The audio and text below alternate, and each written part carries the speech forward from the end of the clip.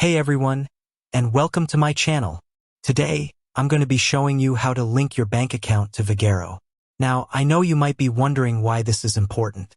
Well, if you're a business owner who uses Vagaro for scheduling and booking appointments, linking your bank account allows you to accept credit card payments directly through the platform. This can save you time and money by eliminating the need to manually process payments. So, let's get started. Log in to your Vagaro account. Click on the Settings tab. Select Payment Processing.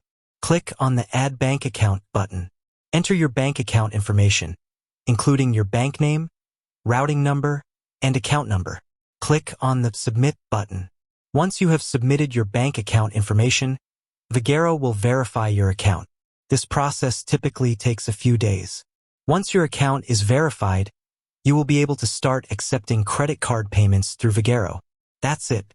Linking your bank account to Vagaro is a simple process that can save you time and money. If you have any questions, please feel free to leave a comment below. And with that said, thanks for watching. I hope this video has been helpful. If it has, please give it a thumbs up and subscribe to my channel for more helpful content.